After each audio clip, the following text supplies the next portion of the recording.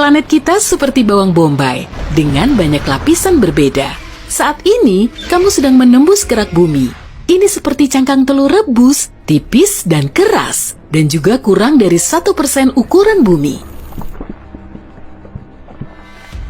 Di kedalaman 0,6 meter, kamu bertemu dengan hewan penggali. Tikus mondok dapat membuat terowongan lebih dari 18 meter per hari.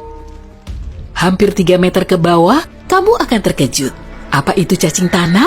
Panjangnya 90 cm. Kamu bergerak melewati 7 meter di bawah tanah. Jadi, kamu tidak akan melihat akar tanaman hutan tropis lagi.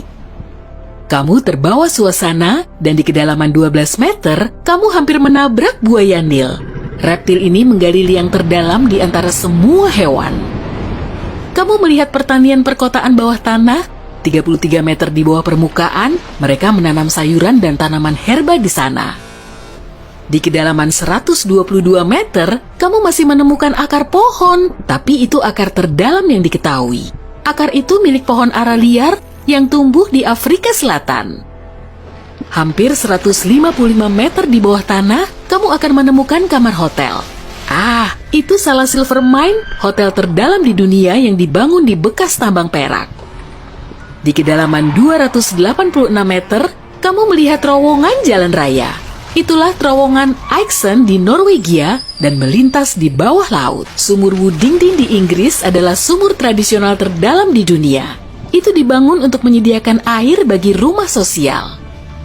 Di kedalaman 1006 meter, tekanannya mencapai 330 atmosfer. Itu seperti 4 gajah bertumpuk di kepalamu atau 2 panda yang menyeimbangkan diri di ibu jarimu. Kamu melihat cacing kecil hidup di tambang emas saat kamu berada lebih dari 1220 meter di bawah tanah. Pada tahun 2020 ini, konser terdalam di dunia berlangsung di kedalaman 1890 meter. The Soft Bottom Boys tampil di tambang Fales Creighton di Kanada.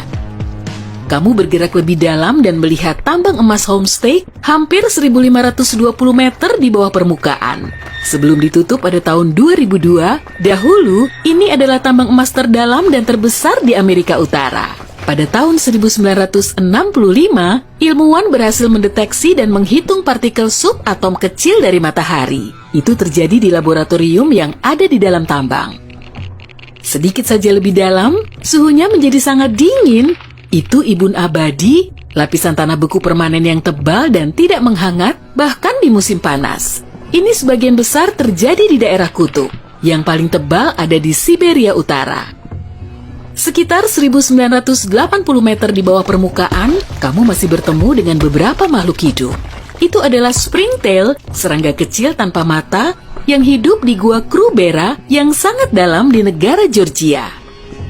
Di kedalaman hampir 2190 meter, kamu mencapai dasar gua Voronya di Georgia. Itulah gua terdalam di dunia yang telah diketahui. Jika pernah berada di tambang Creighton di Kanada pada bulan Mei 2005, kamu pasti pernah mendengar siaran radio yang paling dalam. Itu terjadi di kedalaman hampir 152 meter, lebih dalam daripada gua Voronya. Lift poros tunggal terdalam di planet ini mencapai 3110 meter di bawah tanah. Hewan multiseluler terdalam yang telah diketahui hidup di kedalaman 3600 meter di tambang Tautona di Afrika Selatan. Itu adalah cacing kecil, tapi sangat kuat dan dapat mengatasi suhu ekstrem dan dehidrasi.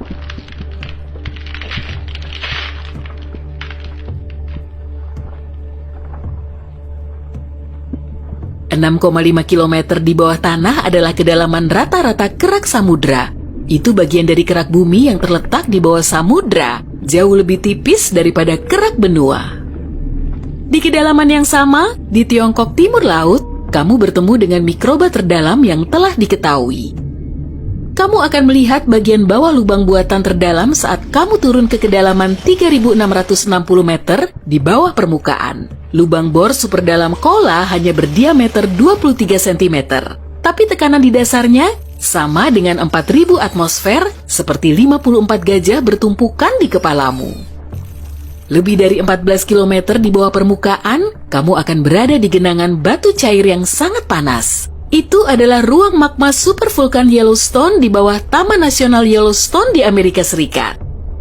Kamu menggali lebih dalam. Jika terus seperti itu, kamu mungkin akan segera menembus kerak bumi. Kerak samudra biasanya memiliki lebar 5-10 km, sedangkan kerak benua bisa mencapai 45 km di beberapa tempat. Tapi meski kerak samudra lebih tipis, ia jauh lebih padat. Itu sebabnya ia mengapung lebih rendah di mantel daripada di kerak benua. Bagian paling tebal dari kerak bumi terletak di bawah pegunungan. Akar gunung tidak sepadat pegunungan itu sendiri. Jika kamu meletakkan bahan pembuatnya di atas air, itu akan mengapung seperti gunung es. Semakin dalam kamu pergi, semakin panas keraknya. Di batas mantel, suhunya bisa mencapai 400 derajat Celcius. Kebanyakan oven batu pizza hanya bisa memanaskan hingga 260 derajat Celcius. Namun, kerak bumi adalah bagian terdingin di planet ini. Di kedalaman sekitar 29 km, kamu mencapai batas antara kerak bumi dan mantel atas bumi. Mencengangkannya, di sana tekanannya mencapai 10.000 atmosfer, itu seperti lebih dari 130 gajah yang menyeimbangkan diri di kepalamu. Mantel adalah lapisan batuan panas yang membentuk 2/3 dari seluruh massa bumi dan 84% dari volume bumi. Tebalnya 2.900 km dan merupakan campuran besi, silikon, magnesium, oksigen, dan Play-Doh. Yang terakhir bukan sih. Batuan yang lebih dekat ke bagian dalam mantel bertekstur semi padat seperti permen karamel. Hal paling menarik yang kamu lihat saat pergi melewati lapisan ini adalah berlian. Ahli geologi sebenarnya percaya bahwa semua berlian yang kita tambang hari ini terbentuk di dalam mantel. Lalu, sekitar 1 miliar tahun yang lalu, berlian dibawa ke permukaan oleh letusan gunung berapi. Bagian atas mantel bersama dengan kerak bumi pecah menjadi potongan-potongan besar dan menyerupai kepingan teka-teki raksasa. Potongan-potongan ini, yang dikenal sebagai lempeng tektonik, bergeser dengan kecepatan 2,5 cm hingga 5 cm per tahun. Saat bergerak melewati mantel atas, kamu merasakan suhu mulai naik, dari 480 derajat Celcius hingga 870 derajat Celcius. Semakin dalam kamu pergi, semakin banyak keringatmu. Di dekat batas inti, suhunya sudah lebih dari 3.870 derajat Celcius. Tekanan mantel yang lebih rendah mencapai 240.000 atmosfer. Itu seperti 3.280 gajah yang membentuk menara di kepalamu. Di kedalaman sekitar 2.900 km, kamu melintasi batas antara mantel dan inti terluar. Lapisan ini memanas hingga 4.980 derajat Celcius, sebagian besar karena peluruhan radioaktif uranium dan thorium. Suhu seperti itu cukup tinggi untuk menjaga inti luar tetap cair. Meski tekanannya hampir 2 juta atmosfer, itu tetap belum cukup kuat untuk membuat besi menjadi padat kembali. Tebal inti luar adalah 2.400 km dan sebagian besar terbuat dari besi dan nikel dalam bentuk cair. Cairan ini berputar dalam arus turbulen yang masif dan menghasilkan medan magnet. Radiasinya sampai keluar angkasa sejauh 1,3 juta kilometer dan melindungi planet kita dari angin matahari. Di inti terluar, medan magnet bumi 50 kali lebih kuat daripada di permukaan. Kamu berada lebih dari 4.830 km di bawah tanah sekarang. Selamat, kamu telah mencapai pusat planet kita. Inti dalamnya, itu berupa bola logam padat berdiameter 2.400 km. Itu sekitar 3/4 diameter bulan. Inti dalam sangatlah padat dan berputar lebih cepat daripada bagian lain dari planet ini. Di sana, hampir sama panasnya seperti di permukaan matahari.